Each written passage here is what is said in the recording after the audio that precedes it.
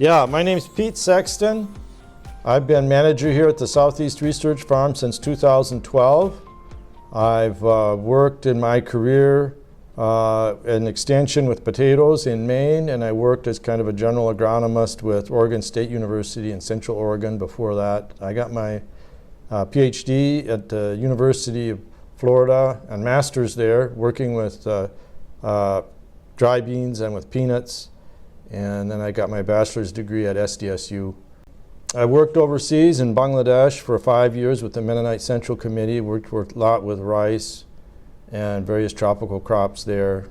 And then I was kind of interested in tropical agriculture, and that's why I went to Florida.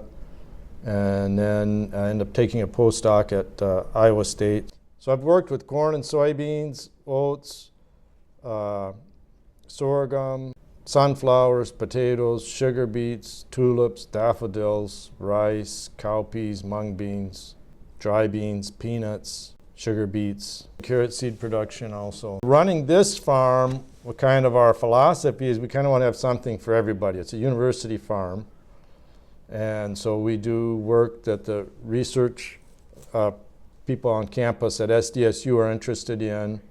And we also try to gear things towards smaller producers, so we're trying to do more things with horticultural crops, and we're just kind of getting started in that endeavor.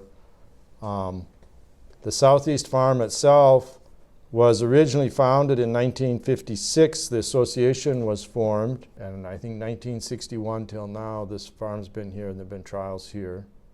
And our basic goal is to try to do unbiased research in the public interest. There's 5 strategic goals the board has set. One is to improve soil quality.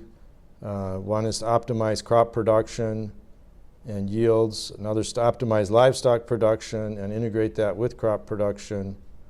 Another one is to increase the association membership and also do more with horticultural crops as a way to help small farmers.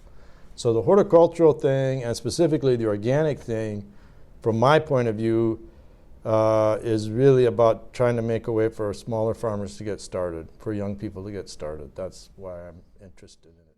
We got our first certification here, I think in 2012, and I'd been working with the manager before that to get a block started. And the basic rationale in my way of thinking was this is something that somebody with less land could try to make a living farming if they were doing organic farming. We've done some different research studies. We've done work with flamers for weed control.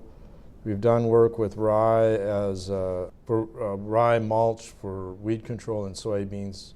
We've done some work with oat and wheat variety development for selecting lines that are adapted to organic conditions.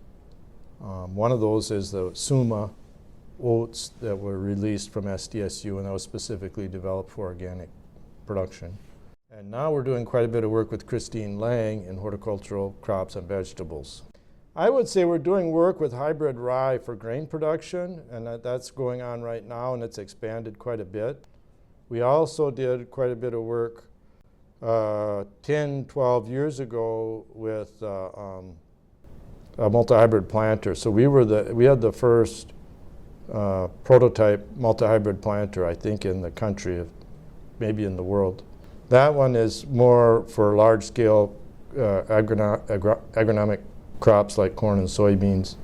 Okay, so flame weeding. We did flame weeding studies here probably about 10 years ago in soybeans and corn. And what we found was that it's more effective on smaller weeds, and timing is critical. So it's not a silver bullet. So if the weeds get too big, they'll be more resistant to it. And also if they're a little bit thick, the ones that are closer to the flame will shield the ones behind them. So you won't get really good control. So timing is important. You want to hit them when they're small.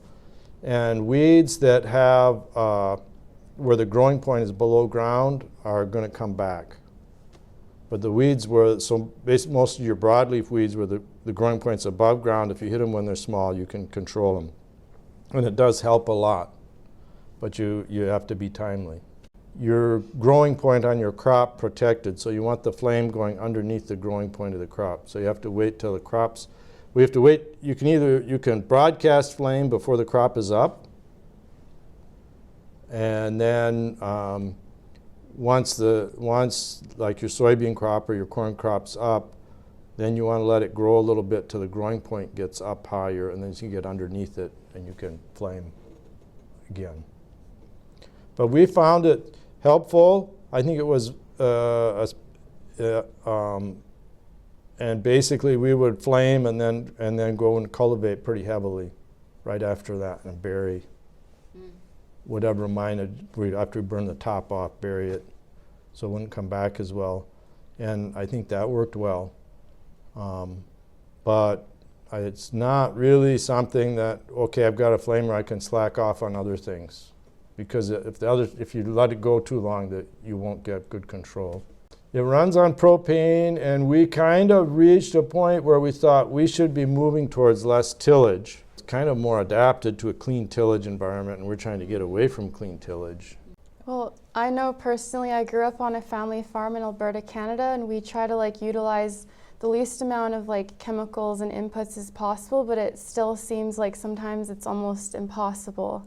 And so what really draws me towards organic production is this idea of how it's an integrated system. It's not just it's not monocropping, it's not just focusing in on one strategy. It's taking all these different strategies and ideas to kind of get the best crop possible. And so that's what really draws me to that, along with the aspect of all these chemicals and different options for pest control. They're often man-made, and they often don't exist in the natural world, whereas the organic production, you're trying to hone in on what nature kind of has to offer and kind of partnering that together to encourage it to work together as the system that it was designed to be. And that doesn't mean that there's anything wrong with commercial production, but I really have been drawn to organic production because of that whole systems approach, because the way things have been designed, that is the way that things want to work together towards that final goal. Well, I think organic's important for a number of reasons. I think one, it's an opportunity for somebody with limited resources in terms of land area to add value to their crop by raising an organic crop. I think in second place, as you said, it's trying to get away from a reliance on chemicals, and just in our society in general, we always seem to think we're always looking for a chemical solution. You know, I don't feel good. What can I take for this? Or I got a weed. What can I spray on it? I got a bug. We're always. Yeah. It's just in our culture at this point. What's the chemical to fix this problem? And I don't think that's a good path to be on, really, in the big picture. Well, and there's a lot of resistance and weeds. You develop resistance and dependencies and things. And we're really kind of at this point doing more things with horticultural crops, cabbages, sweet corn, and we'll probably do more things with potatoes. And it depends on resources and people from campus to work with. I think in the big long term, if we had time and resources, I'd like to do more on reducing tillage and organic, because I think the whole tillage thing leaves the soil a little more vulnerable to erosion, and the more we can decrease the tillage, when we see in the conventional system, it tends to help support the soil biology. So I would say that would be a big thing. And then the other thing is we're just providing a service also for people, other researchers that want to do organic research, like Christine Lang or Melanie Cafe with the oat breeding program. Then we can host their trials. And we'll probably do a little more with potatoes over time. So going on will be the coming third year of a research study that's been going on in field 202. So the first year was squash, and then it was cabbage after that, and then it's back to sweet corn. And so this coming year we're going to have sweet corn out there. And so it was really interesting to kind of see how each of those crops interacted with the trials that they had going on out there. They actually had clover as a living mulch, as a pathway between the crop rows. And then they looked at the different yields and how that was impacted by that mulch. So they had 4 different blocks out there, and then within each of those 4 blocks they had 4 different management zones. And so one of them was bare ground as the control, and then there was a red clover, a white clover, and a Kira white clover cross.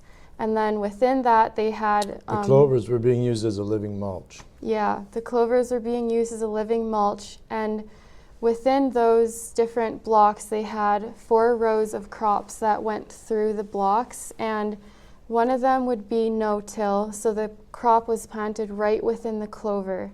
And then the other one would be no-till with landscape fabric on top, and then they had tillage, and then they had tillage with the landscape fabric on top.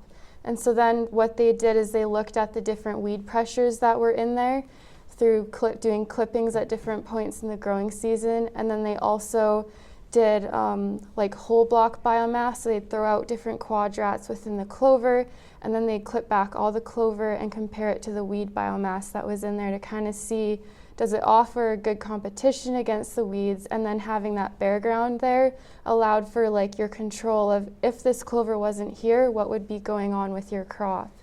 So, and those studies were all written about and worked on and published in our annual report. 2 years of the research, it was in transition organic, and now this 3rd year it will be on certified organic land, and it will be sweet corn. So, and it was interesting too because all the 3 clovers out there, they have different growth profiles and tendencies. The red clover tends to shoot up really straight, and so it often would outcompete the plants that were grown right within it. But then the white clover is a little bit less of a taller grower, and then the white Kira cross tended to be more low profile, and so that has been the one that people have been kind of seeing where the crops tend to do a little bit better there. But it's still having that clover and planting your crop right within that row, that's not advised because it's just such heavy competition, and you have like your water and your nutrients that clover is competing right with your crop for. So a special thanks to the USDA Specialty Crop Block Grant Program administered by the South Dakota Department of Agriculture and the Natural Resources for funding the establishment of those plots. And then the ongoing work is also funded by the USDA NIFA Organic Transitions Program under a grant agreement. So without their help and their funding, that research would not have been possible. So a big thanks to them. In the year 2019, we were approached by the agronomy department at SDSU to conduct an oat variety trial on our farm because SDSU does a fair amount of oats development or oat variety trials on their university station. And so they wanted to replicate that on an organic operation. And so we started with a 2-acre site. The plots are 5 foot in width.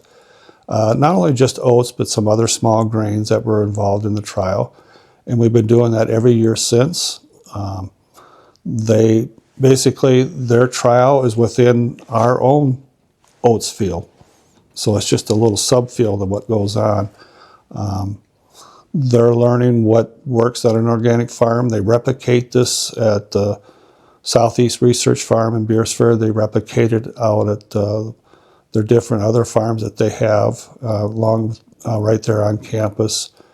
And so we don't get involved hands-on with the research. You know, they're the ones that decide what varieties are going to plant, what replications they're using. And so it's been fun to say that, we've got a little bit of SDSU here at the farm.